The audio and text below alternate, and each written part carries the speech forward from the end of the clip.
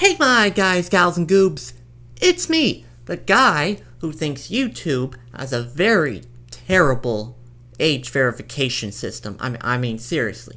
I may not sound like it, but I am 22. I didn't say that in any previous other videos. There was the birthday video, kind of. That got plenty of views. I know this probably won't. You know, me, Nate, just Nate. Boy, it's been a while since I've done this series, like a month, I think. So, yeah, there's that. I saw the new Fantastic Four movie. That was pretty cool. I liked it. It's pretty good. Maybe you should check it out. Maybe, I don't know. Does it really matter? Are you really gonna watch this? This is why I haven't done it in a month. I've lost my motivation, but now it's back.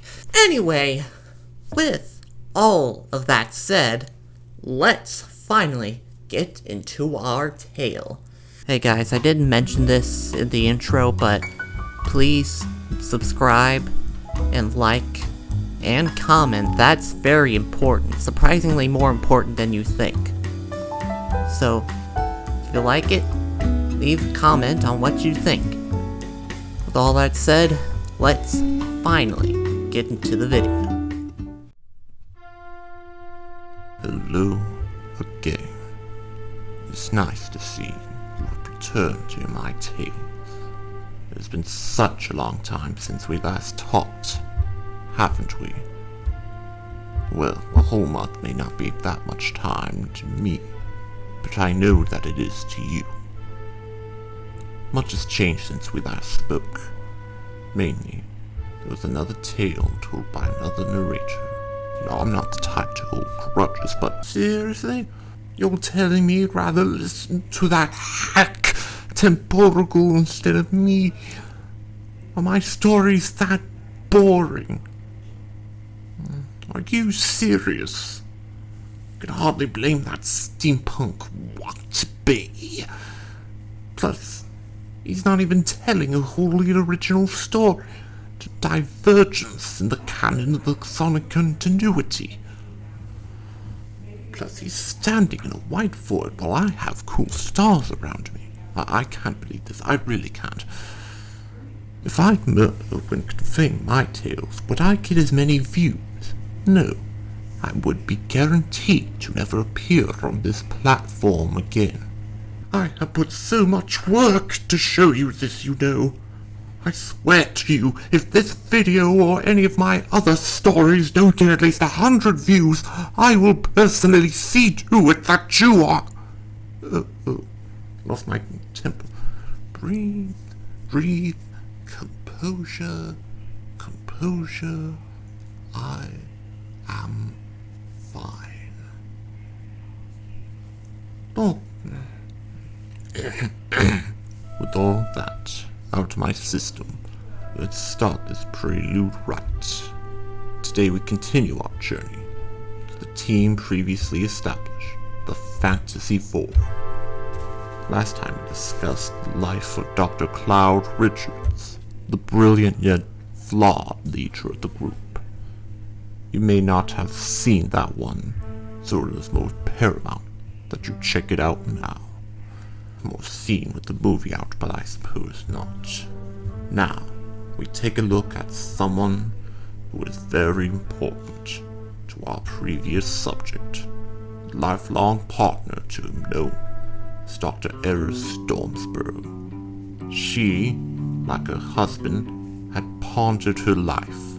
It was not defined how she exactly came to this very important position, but to see if there are any takeaways that she can extract as a moral lesson to apply to her heroine career. She knew her spouse had many, many flaws, so she was merely trying to do what he should have done all along. She placed his ego on the fact that his life did not start with any hardships like hers. She faced tragedy head-on as a child, as her mother had passed away when she was young.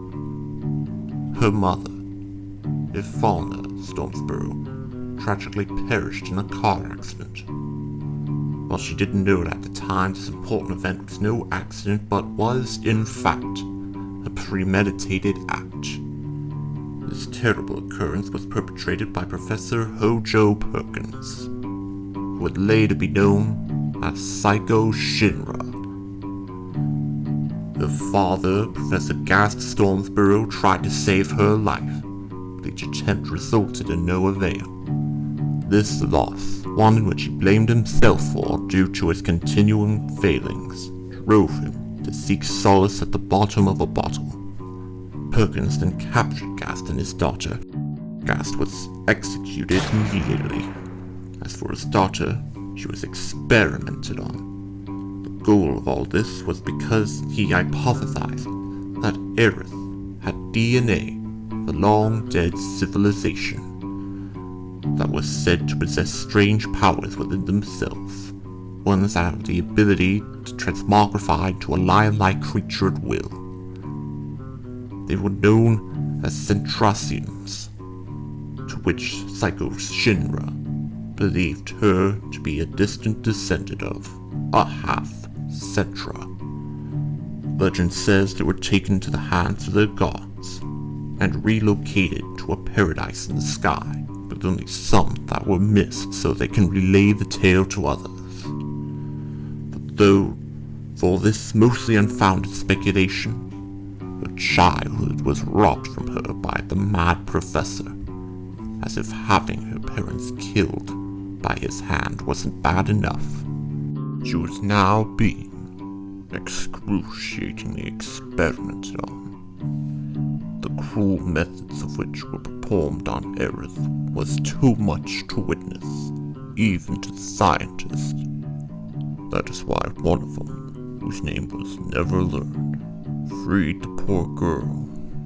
Once she escaped, Aerith was adopted by her aunt, Elmira Jewel Dinkins. She ran a boarding school, allowing her to have a better education from then on. While it may be apparent to the location of her whereabouts, the scientist that helped her escape fed his boss misinformation to lead him astray from the trail. This led Aerith to peacefully continue life without interruption. Despite being late to attend compared to other children, she did exceedingly well in her studies. This ensured a good education in college.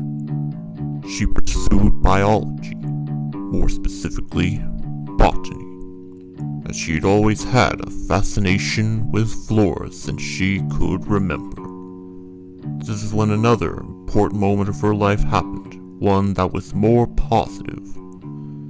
This is when she met Cloud Richards. The two would soon be romantically interested in one another as time went on. No longer did she feel completely invisible to people like she had felt in the past. She had now found herself happiness.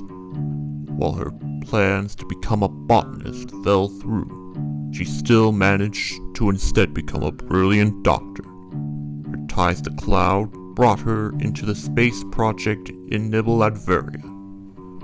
As stated before, the ship encountered strange cosmic rays and crashed down to Earth. When bombarded with the cosmic ray, she gained the ability to turn invisible, much like a ghost.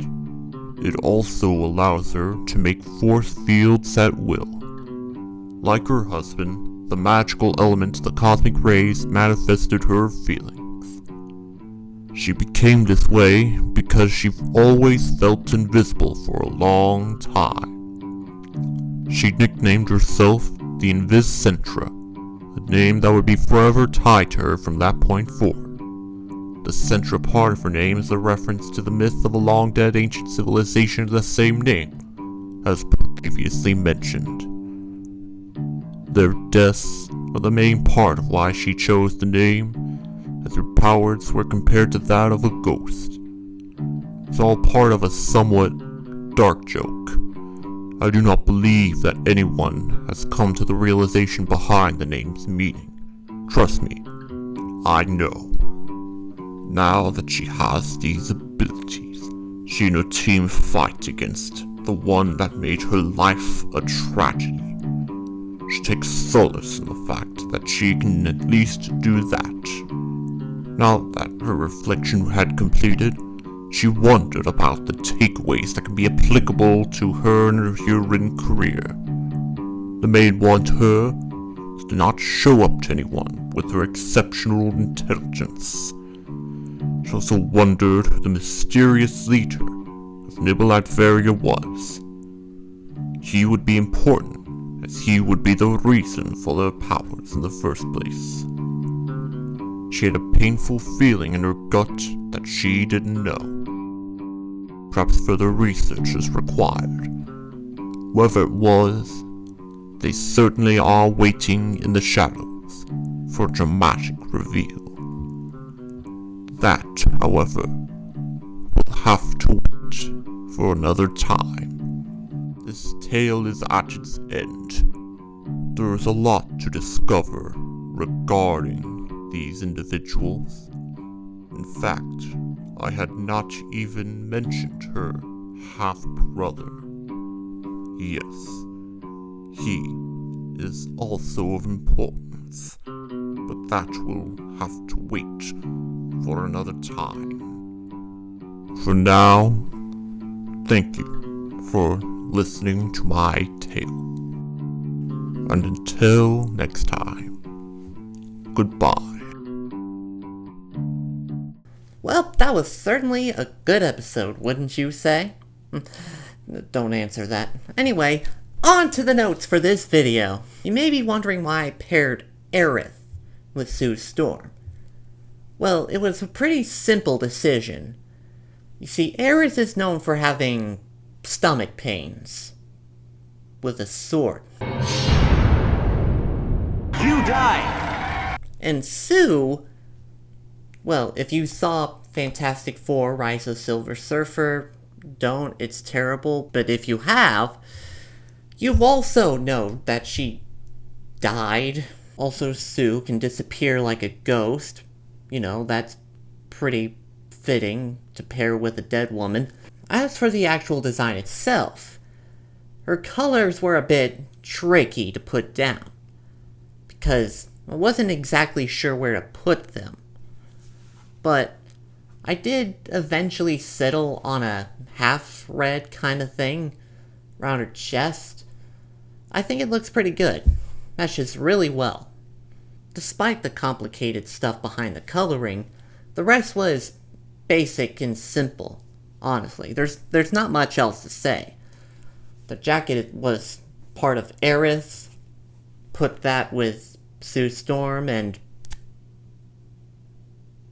yeah. With all that said, please make sure to like, comment, and subscribe. And with all that said, I'll be seeing you in the next video. Bye.